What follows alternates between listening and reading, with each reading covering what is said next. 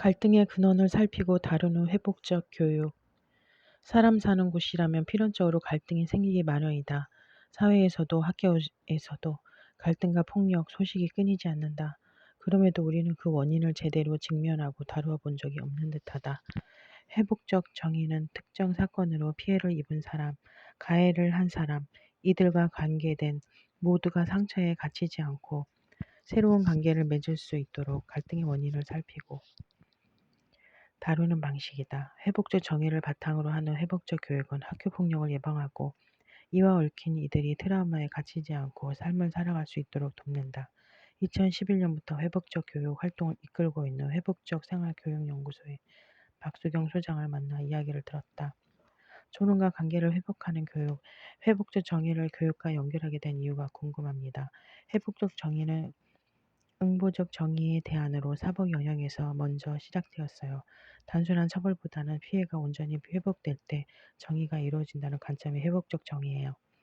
회복적 정의가 교육에 영향을 주면서 응보적 훈육의 대안으로 회복적 훈육이 제시됐죠. 예방적 측면을 강조하는 회복적 훈육이 회복적 생활교육으로 진화했고, 현재는 회복적 정의 원리가 가치가 교육 전반에 적용되면서 회복적 교육으로 확장되고 있어요. 회복적 교육에서의 회복은 존엄 관계의 공동체, 사회 정의의 회복을 의미해요. 모든 인간은 존엄과 존재를 태어났고 인간은 상호 의존적으로 연결된 관계적 존재이며 변화를 위해 공동체의 연대가 필요하다고 보는 관점이죠. 사회 정의를 구현하는 민주시민의 역량을 강조하고 있어요. 회복적 교육은 사회 통제가 아니라 적극적인 사회 참여에 중점을 두고 민주시민 교육을 중요한 목표로 삼고 있어요. 응보적 정의나 훈육을 강조하던 배경에는 행동주의 이론이나 사회학술 이론, 범죄학의 억제 이론 등이 있어요. 이 이론들은 공통적으로 부정적 행동을 제거하는 데 중점을 두고 있어요. 그런데 회복적 교육은 어떻게 하면 긍정적인 행동을 확장하고 증대할 수 있을지를 중요하게 생각해요. 긍정 심리학의 영향을 받았죠. 또 발달은 개인과 환경의 적극적인 상호작용의 결과라고 보는 생태학적 발달 이론에 영향을 받았어요. 한 사람의 변화가 일어나려면 공동체가 같이 변해야 한다고 보는 거죠. 기존 교육은 학생을 통제받아야 하는 미성숙한 존재로 보지만 회복적 관점에선 의사를 표현하고 실천할 권리를 가진 존재로 봐요. 아이들의 긍정적인 면을 믿고 그 부분을 키울 수 있게 돕는다는 점에서 기존의 관점과는 다르다고 할 수 있어요. 사회 참여가 목표이기 때문에 가르치는 방식도 달라요. 교사가 일방적으로 정답을 전달하기보다는 좋은 질문을 던지고 학생들과 대화해야만 하죠. 학생들은 교사의 질문을 성찰하고 가치를 실현할 방법을 찾으며 집단 지성을 이룰 수 있는 기회를 가져야 해요. 많은 교사들이 이런 교육 방식이 필요하다는 것엔 동의하지만 입시 제도가 버티고 있기 때문에 쉽지는 않아요.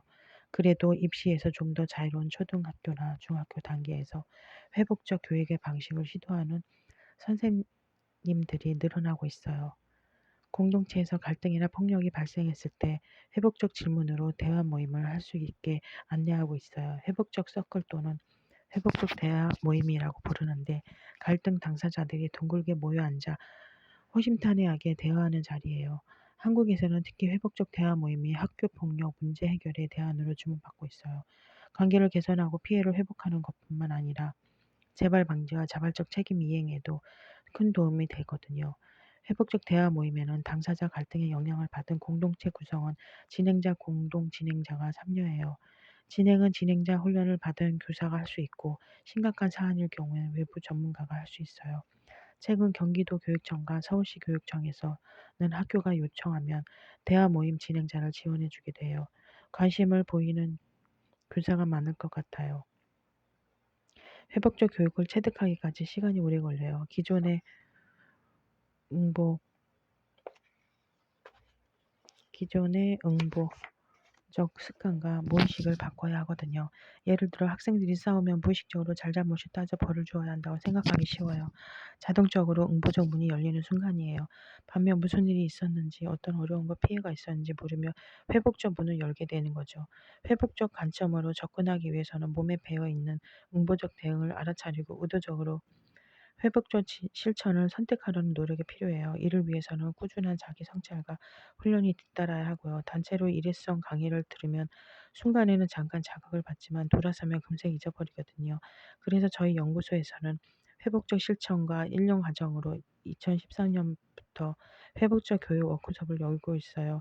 20명의 선생님들이 한 달에 한 번씩 만나서 배운 것을 실천해 보고 실패와 성공을 공유하죠. 잘 안 되는 것에 서로 공감하고 함께 울기도 하면서 1년을 보내고 나면 선생님들이 정말 단단해지는 걸 느낄 수 있어요.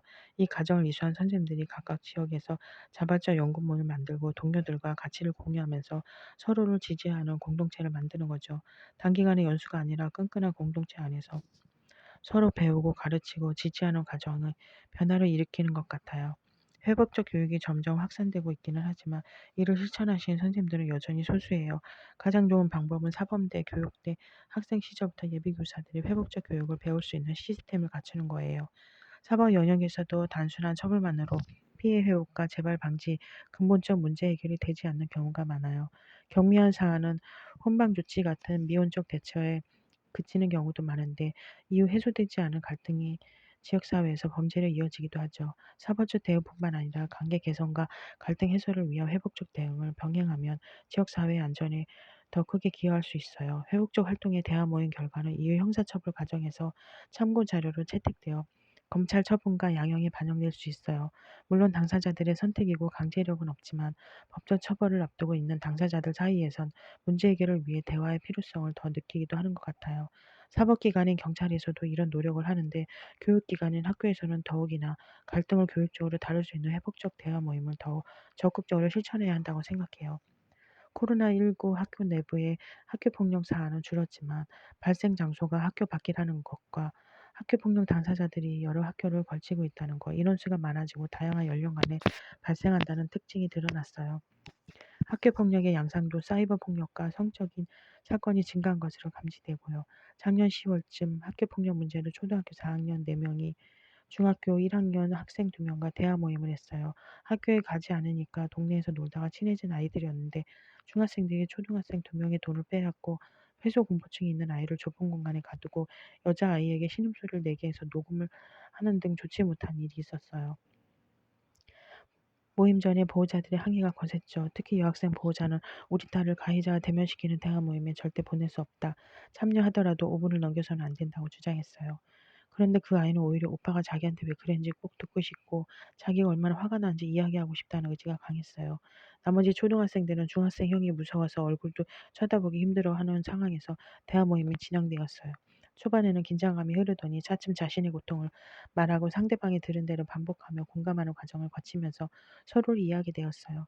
중학생이 미안하다고 사과하면서 빼앗은 돈을 돌려주기도 하고요. 분위기가 좀 풀어지자 초등학생이 코로나19로 학교에 못 가고 있을 때 형이랑 놀아서 재미있었던 적도 많고 잘 대해줬을 때는 고마웠다고 말했어요. 무섭게만 하지 않는다면 앞으로 친하게 지내고 싶다고요. 또 다른 아이도 형들과 재미있게 놀았던 때를 떠올리며 고마웠던 일을 말하더라고요. 그러자 중학생들도 동생들에게 고마웠던 일들을 말했어요. 어느새, 어느새 대화 분위기가 훈훈해졌죠. 아이들 사이에서는 사과와 화해가 이루어졌지만 대화 모임에 참여하지 않은 보호자들이 그 전부터 강력하게 분리를 요청해서 아이들은 다시 만나지 않는 것으로 결론을 맺었어요. 그러나 서로 우연히 마주친다면 가볍게 웃으며 인사하기로 하고 대화 모임을 마쳤죠.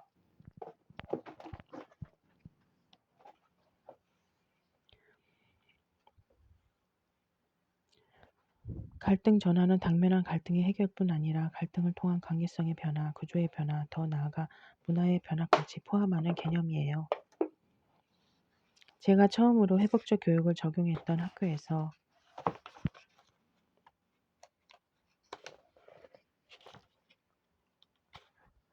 갈등 상황에 있던 아이들이 회복적 대화 모임을 통해 성장하는 과정을 목격했어요. 가장 큰 변화를 보았던 학생은 학교폭력 가해자로 처음 만나게 된 아이예요. 이 학생은 학교폭력 관련 모임뿐 아니라 다른 대화 모임도 참여하면서 자연스럽게 회복적 대화 방식을 습득했어요. 대화 모임을 할 때마다 다른 사람들이 자신과 다른 생각을 하고 있었다는 것을 발견하고 깜짝깜짝 놀라면서 서로 오해도 풀고 사과하는 경험을 했어요. 이후에 아이는 친구들과 싸우거나 친구들 사이에 갈등이 생기며 회복적 대화 모임으로 데려갔고 결국 그 반 아이들은 회복적 대화 모임의 단골 손님이 되었죠. 학기 말에 담임 선생님께 들었는데 교시에서 누군가 싸우면 어느새 다른 아이가 개입해서 싸운 당사자들에게 번갈아가면서 말하게 한다는 거예요. 싸움을 부추기거나 방관하는 방식이 아니라 관계를 개선하고 갈등을 중재하는 방식으로 학교 문화가 변한 거죠. 관계 개선과 문제 해결뿐 아니라 학교 공동체 문화까지도 변화한 거예요. 이런 사례가 갈등 전환의 대표적인 예라고 할 수 있어요. 청소년기에 학교 폭력을 겪었을 때 그 고통을 충분히 표현하고 돌보는 시간이 있었더라면, 그래서 피해가 회복되고 원망이 해소되었더라면 어땠을까 싶어요. 갈등 당사자들끼리 왜 그랬는지 이야기하고 서로의 고통을 공감하며 사과하고 책임을 지는 과정이 중요했던 거죠. 당시 학교폭력 기준에 따른 조치를 했더라도 처벌로 모든 사안이 종료되고 피로회복을 위한 과정은 생략되었어요. 그러다 보니 앙금이 났고 상처가 쌓여서 결국 트라우마가 된 거죠. 가해 학생도 피해 학생의 고통에 공감하며 반성하기보다는 처벌 조치를 피하라는 마음 때문에 잘못을 인정하지 않거나 잘못에 대해 진심으로 책임지지 못했을 거라 생각해요. 당시 해결하지 못했던 문제가 트라우마로 남아서 오랜 시간이 지난 후에 다시 문제 제기를 하게 된 거라고 봐요. 공주파 언론이나 SNS를 통해 과거의 학교폭력 문제가 원만히 해결되기는 어렵다고 생각해요. 오히려 여론에 휘둘리고 당사자 간의 법정 소송으로 이어질 공산이 크죠. 유명인의 경우 이 일로 모든 것을 이룰 수 있기 때문에 더욱 방어적이 되고, 그럴수록 피해자는 자극을 받게 되죠. 법적 소송으로 가면 해결은 더욱 어려워질 수밖에 없어요. 이 문제를 잘 해결하려면 두 당사자가 안전한 대화 공간에서 진심으로 얘기 나눌 수 있도록 회복적 관심의 개입이 필요하다고 생각해요. 저뿐만 아니라 회복적 생활교육을 실천하는 많은 선생님들이 공통적으로 자신으로 살아가는 것을 배웠다고 말해요. 자신이 말하는 것과 삶이 일치하는 기쁨을 경험했다고요. 저도 마찬가지예요. 윤리교사였는데 주로 협력, 존중, 정의라는 가치를 말로만 가르쳐 왔어요. 가치와 삶을 일치시키는 것이 무엇인지 잘 몰랐죠. 그런데 회복적 교육을 실천하면서 존중의 방식을 몸으로 습득할 수 있었어요. 또 좋은 교사가 되고 싶다는 열망을 강했는데, 돌이켜보니 제가 아이들을 좋은 교사가 되기 위한 대상으로 바라봤더라고요. 정말 큰 깨달음이었어요. 회복적 생활교육을 실천하면서 아이들을 존재 자체로 다시 만나게 되었고, 수업 방식도 바뀌었죠. 전에는 아이들에게 훌륭한 사람을 보고 배우라 가르쳤는데, 이후에는 학생들에게 자기가 누구인지 발견하고 자기 자신을 배울 수 있도록 질문하고 대화하는 수업을 했어요. 회복적 교육을 실천하면서 나답게 사는 것과 가치를 말이 아니라 삶으로 살아가는 것, 존재로 만나는 것을 배웠고, 제 삶도 조금씩 변화했어요. 인간관계에서 갈등은 자연스러운 현상이잖아요. 갈등을 관리하지 못하면 분쟁과 폭력으로 발전하기도 하지만, 갈등은 변화의 동력이 되기도 해요. 회복적 교육은 갈등을 폭력이 아니라 존중과 책임, 평화적 해결 방식으로 풀어갈 기회를 경험할 수 있게 해주는 통로예요. 청소년 시기에 학교폭력 경험을 잘 풀지 못하면 평생 부정적인 영향을 받기도 하는데, 회복적 접근을 통해 이런 문제를 예방할 수 있어요. 학교 폭력을 해결하려면 신고나 처벌만이 아니라 당사자들이 안전하게 대화 모임을 할 수 있는 회복적 시스템에 함께 마련되어야 해요. 회복적 교육은 서로 돌보는 평화로운 공동체를 지향하므로 학교 폭력 당사자들의 회복을 지속적으로 지원하고 지지하는 힘이 되어줄 수 있다고 생각해요. 호의가 계속되면 권리인 줄 안다는 말. 선생으로 살다 보면 가정 형편이 어려운 아이를 종종 만났다. 몇 해 전 담임했던 아이도 그랬다. 아빠의 폭력으로 엄마가 집을 나간 뒤 8살인 아이와 6살짜리 동생을 돌보는 사람은 막 예순에 접어든 할머니였다. 넉넉지 않은 형편에도 할머니 명의의 텃밭이 있어서 정부 지원도 받지 못하고 홀로 손주들을 키우시는 할머니 삶이 고되어 보였다. 같은 취미 활동을 하는 지인의 회사에 봉사 동아리가 있는데, 매년 한 가정씩 추천받아 청소, 도매, 전등 교체 등을 무상으로 해준다는 말을 들었을 때 마침 그 아이가 떠올랐다. 할머니께 전화를 드리면서도 걱정이 되었다. 다른 데서 도움을 주겠다는 연락이 오면 선뜻 받아들이는 분들도 담임이 직접 연락하며 거절하는 경우가 있어서다. 담임에게 궁핍한 집안 사정을 내보이는 게 자존심 상하는 일이라 그런 것 같다. 이런저런 대화 끝에 부탁하는 모양새로 슬쩍 이야기를 꺼냈다. 다행히 수용하셨다. 며칠 후 지인을 비롯한 봉사 동아리 회원들이 가정 환경 파악을 위해 아이 집 방문했고, 전등은 비교적 양호한 상태여서 청소와 도배만 할 예정이라는 말을 들었다. 시간이 제법 흘러 방학을 앞둔 즈음이었다. 아이를 데리러 학교에 오신 할머니와 잠시 대화할 기회가 생겨 집수리는 잘 되었는지 여쭤보았다. 할머니께서 불쾌한 표정으로 손사래를 쥐셨다. 아이고, 그 양반들 오긴 여러 사람이 왔더라고요. 뭐 해줄 게 있나. 밥이나 해줬죠. 근데 먹는 둥 마는 둥 청소도 대충 하고 가버리더라고요. 내가 아무리 없이 사는 사람이라도 그렇지 그렇게 성의가 없을 수 있냐고 본질이란 사람들에게 거짓 취급받는 것 같아 기분이 나쁘셨다. 도배도 성에 안 찼다고 하셨다. 집 전체를 할 줄 알았는데 거실과 작은 방 하나만 해주고 가려고 하더란다. 나머지 방 하나는 언제 해줄 거냐고 물으니 정 원하시면 다음에 와서 해지마 툭 던지고 가더니 여태 소식도 없단다. 말씀을 듣고 보니 괜히 연결해드려 오히려 폐를 끼쳤나 싶은 마음이 들었다. 다음 모임에서 만난 지인에게 어렵게 이야기를 꺼냈다. 그런데 그의 이야기는 할머니와 달랐다. 애초부터 청소야 도배만 그것도 안채만 해드리겠노라고 분명히 말씀을 드렸는데 막상 가니까 평소 창고로 쓰던 별채까지 해달라고 하시더란다. 인원과 재료가 충분하지 못할 것도 없었지만 재료가 충분하면 못할 것도 없었지만 갑작스러운 요구를 들어드릴 수 없어 난감했다고 단체 도시락을 준비해 갔기 때문에 식사를 준비하실 필요 없다고 말씀드렸지만 굳이 밥을 하시더란다. 할 수 없이 도시락 대신 할머니가 주신 밥을 먹다 보니 예정보다 늦어져 안채 청소만 부랴부랴 마치고 돌아가야 했다. 문제는 다음날 예정되어 있던 도배였다. 전문가가 아닌 일반 봉사자들이다 보니 도배 솜씨가 매끄럽지 않은 걸 지켜보시다 할머니께서 이런저런 타박을 하시자 봉사자 중 한 명이 참다 볼멘 소리를 한 모양이었다. 없는 시간 쪼개 휴일 포기하고 봉사하러 온 사람들이니까 너무 그러지 마시라고. 결국 할머니는 며칠 뒤 회사로 전화를 걸어 봉사단원의 태도에 대해 항의하셨다고 한다. 나를 봐서라도 잘 해드리고 싶었는데 결국 이렇게 되었다고 미안해하며 지인은 말했다. 요즘 사람들 옛날하고 달라요. 호의가 계속되면 권리인 줄 안다니까요. 자원에서 봉사를 나갔는데 그런 일을 겪으면 당연히 기분이 좋을 리 없을 것이다. 그런데 뭔가 개운치 않은 느낌이 남았다. 왜 그럴까? 생각해봐도 통 잡히지 않았다. 시간이 한참 지나면서 다시 그 느낌이 올라온 건 아이가 다음 학년에 올라가고도 두어 달 지났을 때였다. 지인을 다시 만났을 때 할머니 이야기를 꺼내며 감사 인사를 건넸다. 그런데 인사를 받는 그의 표정이 좋아 보이지 않았다. 그 할머니 진짜.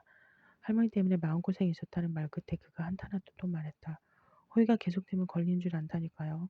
그때였다. 그날의 불편함이 다시 떠오른 것은 내가 개운치 않은 느낌이 남았던 건 호의가 계속되면 걸리는 줄 안다는 그의 표현이었다. 호의가 계속되면 걸리는 줄 안다고 자신의 호의를 드러내는 사람의 말투 안에는 자기가 베품의 주체라는 거드림이 숨어 있다. 무엇을 얼마나 줄지는 내가 결정하며 받는 사람은 주는 대로 받되 무조건 고맙게 받아들여야 한다는 전제가 있다. 어차피 내가 안 주면 그나마도 못 얻는 주제에 무슨 말이 맞느냐. 주는 대로 받든지 아니면 말아라. 오래전 6학년을 담임했을 때였다. 수학여행 신청을 받는데 안 가겠다는 아이가 있었다. 버스 타는 것도 싫고 엄마와 떨어지는 것도 싫어서라고 했다. 굳이 들리지 않았다. 6학년 아이가 이런 말을 할 때는 집안 형편 때문인 경우가 많기 때문이다.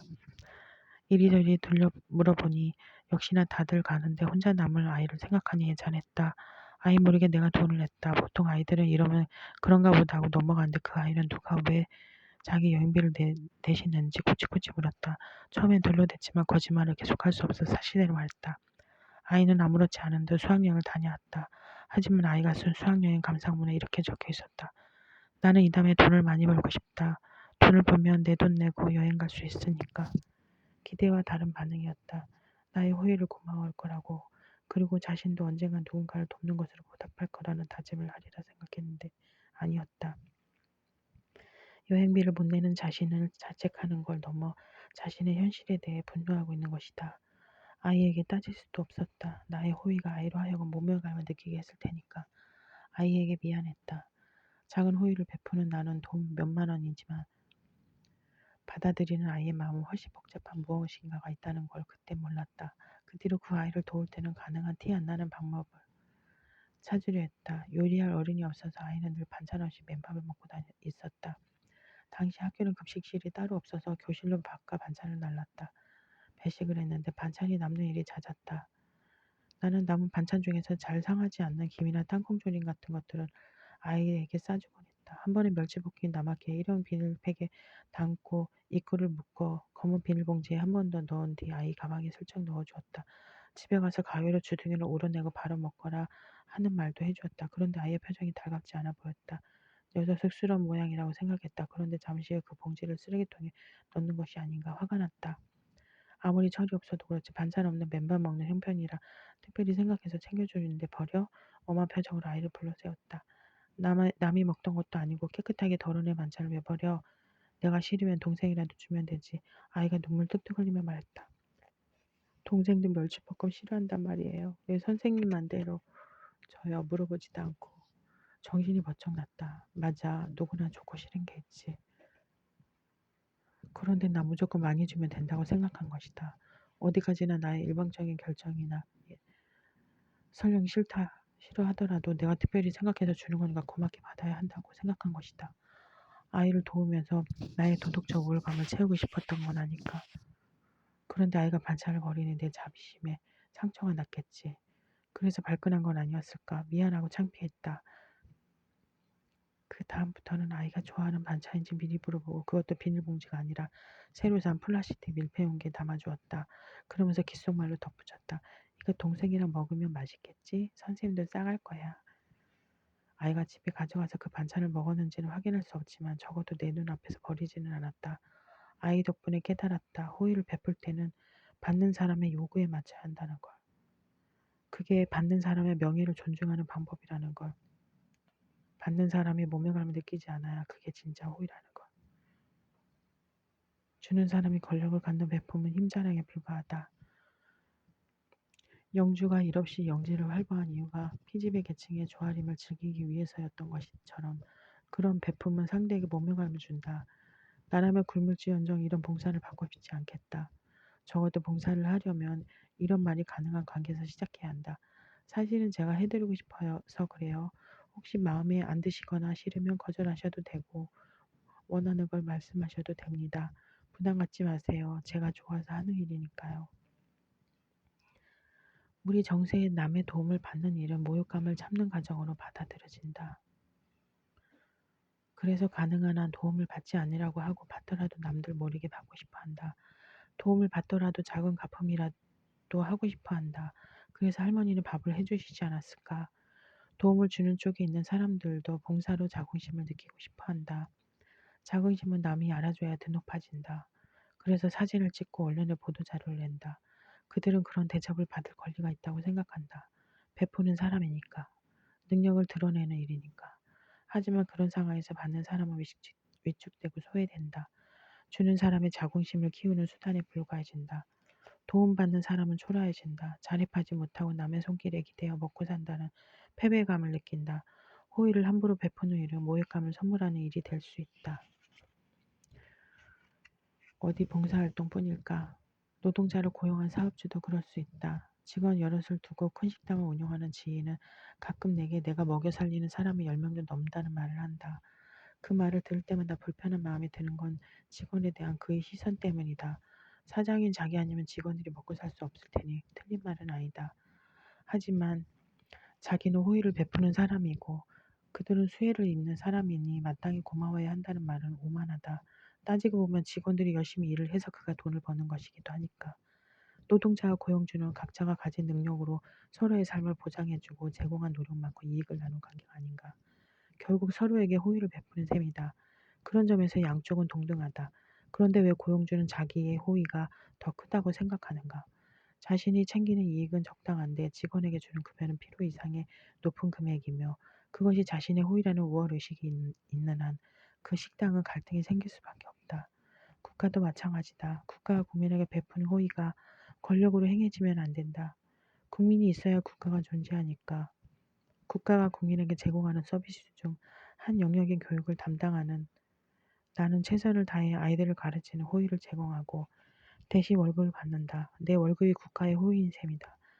다만 나는 국가의 호의에 대해 열등감을 느끼지 않는다. 그런데 내가 도왔던 아이가 열등감을 느꼈다면 그 열등감에 대해 내가 책임지지 않는다면 그건 불공평한 관계다. 내 호의를 받는 아이도 당당하게 받거나 거부할 수 있어야 하고 호의가 계속되더라도 그것을 권리로 주장할 수 있어야 한다. 호의를 베푸는 건 나 시민의 의무이며 그걸 받는 권리 또한 아이 시민의 것이므로 깊은 배움을 위해선 특히 교육이 먼저다.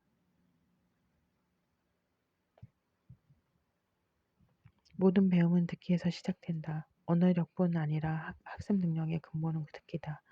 그런데도 교사든 학생이든 의외로 듣기에 관심이 없다. 2010년에 초반부터 한국 교육의 배움의 공동체 철학으로 큰 영향을 준 사토 마나부 교수는 배움을 학생이 교사, 친구, 텍스트 등 타자의 이야기를 잘 듣고 공감하는 대화적 의사소통이라고 규정했다. 언어학자 폴 랭킨의 연구에 따르면 언어 행위에서 영역별 비중이 듣기 45%, 말하기 30%, 읽기 16%, 쓰기 9%다 잘 듣지 않으면 다른 사람의 의견을 이해할 수 없고 제대로 된 피드백도 할 수 없다. 하지만 우리 초중고 교육 과정에는 듣기 능력을 기르기 위한 특별한 지침이나 체계적인 프로그램이 없다. 성인들도 듣기 교육을 떠올리면 외국어 교과 시간의 리스닝 테스트만 기억하는 정도이니 효과적인 경청을 위한 기본 지식이나 방법도 모른다. 그럼에도 주변에서 경청, 공감, 소통을 자주 강조하니까 혹시 자신이 조직에서 소통의 걸림돌이 되지 않나 우려하며 자기 검열에 빠지기도 한다. 듣기의 중요성을 이해하려면 인간의 발달, 특히 뇌의 발달을 이해해야 한다. 신생아의 뇌는 태어날 때부터 음성 언어를 포함한 특정 자극을 처리하도록 특화되어 있다. 언어에 대한 학습 욕망을 본능적으로 타고나는 것이다. 보통 아이들은 생후 2개월에 옹알이를 시작하고 8개월이 되며 엄마, 나, 아빠 등 짧고 익숙한 단어를 말하며 18에서 20개월 무렵부터 비교적 활발하게 언어 활동을 시작한다. 걸음마를 뗄 무렵에는 하루에 10단어 정도를 반복해 쓰다가 4살쯤 되면 한 900개의 어휘를 구사하며 6살 무렵이면 사용 단어가 2,500에서 3,000개로 늘어난다. 이처럼 아이들의 성장 과정에서 눈에 띄는 현상인 언어력 발달에 관심을 집중하다 보니 사람들은 듣기보다 말하기를 더 중요하게 여기게 되는 경향이 있다. 흔히 언어학습의 과정을 말하기, 듣기, 읽기, 쓰기로 생각하지만 듣기, 말하기, 읽기, 쓰기 순으로 학습하는 방식이 과학적이다. 언어학습에 왜 듣기부터 시작해야 하는가? 대뇌피질을 구성하는 뇌 영역의 기능 및 발달 속도의 차이 때문이다. 인지과정을 책임지는 전두엽은 말하기, 읽기, 쓰기, 수학, 음악에 모두 관여한다. 전두엽은 태어나서부터 조금씩 발달하지만 대략 5, 6세에 급격히 발달하며 중고등학교 시절에 정점을 찍다가 20대 초반 무렵이면 안정된다. 즉 전두엽이 언어학습과 관련이 깊지만 10살 무렵까지는 본격적으로 발달하지 않는다는 뜻이다. 대신 이 시기 언어학습에 중요한 역할을 하는 부위는 축두엽이다. 태어날 때부터 꾸준하게 발달하는 축두엽은 소리를 듣고 언어를 이해하고 해석하며 여러 청각 자극과 오감 자극을 통합하는 역할을 한다. 대뇌피질에는 읽기와 관련된 부위로 호두엽이 있는데 주로 시각 정보를 처리하며 공간 기억력을 담당한다. 후두엽은 13세쯤 되어야 빠르게 발달하므로 부모나 교사는 이때부터 아이들의 읽기 교육에 관심을 두고 학습 지도를 하는 것이 효과적이다. 요컨대 유아나 초등 저학년 단계에서 뇌 발달을 고려하여 교육 과정을 설계한다면 말하기나 읽기보다 듣기에 중심을 두어야 한다. 이런 맥락에서 언어 교육을 할 때 쓰기를 맨 나중 학습 단계로 놓는 것은 소리와 철자와의 관계인 맞춤법, 즉 철자법의 규칙과 예외를 분명하게 알아야만 잘 쓸 수 있기 때문이다. 인지 중추인 전두엽, 청각 중추인 축두엽, 숫자나 공간을 파악하여 수학적 추상력을 담당하는 두정엽, 시각 중추인 후두엽이 어느 정도 발달한 후에 언어 종합 예술인 쓰기 학습을 본격화하는 것이 효과적이다. 읽기는 문자 정보를 수용하는 과정인데 뇌 입장에서 문자는 이미지이지만 소리이기도 하다. 즉 읽기 자료는 다양한 소리의 집합이며 읽기는 곧 듣기인 것이다. 유아나 초등 저학년 시기에 단어와 소리를 이용하는 끝말잇기 놀이를 많이 하는데 이것은 곧 독수 행위라고 할 수 있다. 글자를 읽는 행위는 그에 대한 소리를 듣는 행위이다. 수시르가 언어의 자의성을 들며 기표가 기에 도달하지 못하고 계속 미끄러진다고 했듯이 글자 정보에 대한 이미지는 소리를 대신하거나 선행할 수 없으며 오직 소리로 바뀌어 처리될 뿐이다. 장기 기억에 저장된 정보 중에 청각적 기억이 문자를 통한 시각적 기억보다 오래 남는 것도 그 때문이다. 문자가 발명되기 이전에도 소리를 통해 구전으로 지식을 교환하고 소통할 수 있었던 배경이기도 하다. 그런 인간의 DNA가 달라지지 않는다면 듣기 교육을 언어 교육의 근간으로 받아들여야 한다. 타자의 말을 잘 들어야 하는 뇌과학적 근거가 또 있다. 뇌는 청각 정보를 수용할 때 감정을 섞어서 매우 민감하게 처리한다. 청각 피질이 감정을 처리하는 변형계와 매우 가까이 있어서 상호 영향을 주고받기 때문이다. 시상에 도착한 청각 정보는 청각 피질, 청각 연합 피질, 감각 연합 피질로 보내지는데 감정을 담당하는 편도체로도 동시에 같은 정보가 보내진다. 감각 연합 피질에 도착한 청각 정보는 작업 기억의 중추인 해마에 이르면 다시 편도체로 보내지면서 실시간으로 감정을 실어 반응하도록 한다. 우리는 보통 이성이 감정보다 중요하고 이성의 중추인 전두엽이 우선이라고 믿지만 오히려 편도체를 비롯한 감정의 뇌가 전두엽 등 사고의 뇌를 지배한다고 볼 수 있다. 즉 감정이 기억, 인지 등 인지 동기를 조절한다. 즉 감정이 기억, 인지, 동기를 조절한다. 요컨대 상대의 말을 잘 듣지 않아 감정의 뇌, 특히 편도체가 불안감을 느끼면 대화에서 상대에게 고운 말을 쓰기가 몹시 어렵다. 뇌에 있는 혈액이 대뇌 피질 안쪽에 있는 뇌관으로 몰리면서 생명의 위협을 느끼는 편도체 하이제킹이 나타나면 급속도로 긴장하게 되고 전두엽은 합리적으로 판단하거나 상대에 대해 너그러운 마음을 가질 수 없다. 또 상대를 떠올릴 때마다 불쾌하거나 불안한 감정이 따라오기 때문에 이후로도 그와 좋은 관계를 맺을 수 없다. 따라서 이런 상황이 교실에서 일어난다면 학생이 수업에 집중하거나 배운 내용을 오랫동안 기억하기는 어렵다. 듣기 교육이 중요한 또 다른 이유는 언어가 갖고 있는 본질적인 한계 때문이기도 하다. 언어에는 구체적인 언어도 있지만 추상적인 언어도 있다. 이를테면 과일은 추상적 언어로 이에 대응하는 실제적 사물이 없다. 인간의 표상, 능력은 사고 수준을 높여주지만 추상적 언어는 개인들 사이의 공통된 경험을 기반으로 한 언어가 아니기 때문에 소통에 문제가 생길 수 있다. 과일에 대한 구체적 경험이 사과와 바나나로 각각 다르다면 과일에 대한 맥락적 이해가 달라질 수밖에 없다. 또 같은 사과라 할지라도 사과에 대한 경험은 사람마다 다를 수 있다. 결국 상대의 말을 잘 듣지 않으면 자신의 주관으로 맥락을 재단하여 의미를 왜곡해 듣기 쉽다. 듣기 교육의 중요성에 대해 학습과학과 언어적인 관점에서 여러 근거를 제시했지만 이보다 더 근본적이며 존재론적으로 듣기를 성찰해야 하는 이유가 있다. 인간에게는 이타적인 행위를 하거나 죽음을 담보하면서까지 타자의 관심을 받으려 하는 본능적 욕망이 있다. 인정 욕망이라고 하는 이것은 듣기와도 밀접한 관련이 있다. 요컨대 존재론적으로도 우리가 잘 들어야만 하는 이유가 있다는 말이다. 뇌는 생명체가 체내 환경을 일정하게 유지하라는 향상성을 담당하는데 뇌가 이 목표에 도달하기까지는 간단하지 않다. 항상성에 필요한 정보는 많지만 뇌의 정보 처리 용량은 매우 한정되어 있기 때문이다. 따라서 뇌는 많은 정보 중에 특정 범죄를 대표하는 정보만 남기고 나머지는 과감히 버리는 범주화라는 정보 처리 전략을 구사한다. 그리고 뇌는 이 작업을 효율적으로 처리하기 위해 서로 다른 범죄끼리 연결을 시도한다. 뇌는 얼핏 보기에 유사성이 없어 보이는 범죄들을 어떤 기준으로 묶어내는데 이때 의미나 기능에 따라 나누고 묶어주는 추상화 과정이 일어난다. 그래서 범주 간의 상위 범주가 생겨나고 뇌는 하위 범주를 각각 따로 고려하는 대신 상위 범주로 정한 목표에만 집중하여 인지적 노력과 시간을 절감하려고 한다. 예를 들어 명품 가방과 고급 승용차가 지위를 높여준다고 생각한다면 이러한 다양한 하위 범주 대신 두 욕망을 모두 채울 수 있는 상위 범주인 돈을 얻는 데 집중한다. 이렇게 하면 인지적 노력이 획기적으로 줄어든다. 뇌 입장에서는 적은 에너지를 소비하고도 생존에 더욱 유리하기 때문에 이런 방식을 선호하게 된다.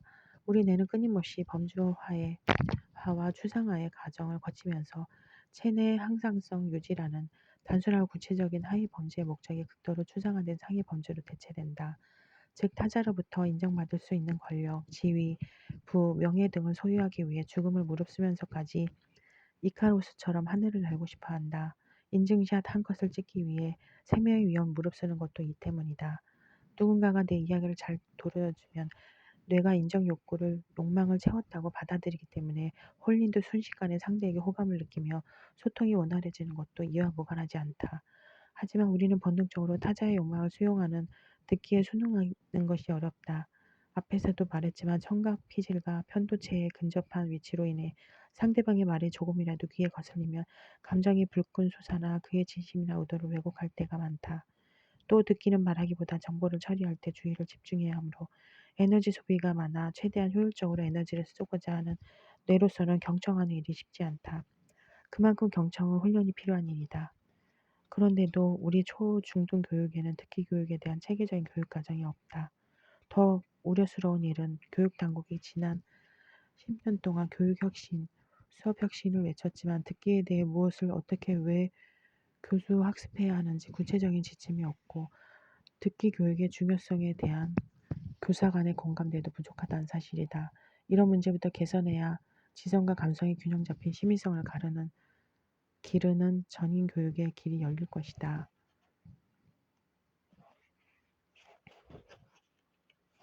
책 읽어주는 엄마, 책 읽는 엄마.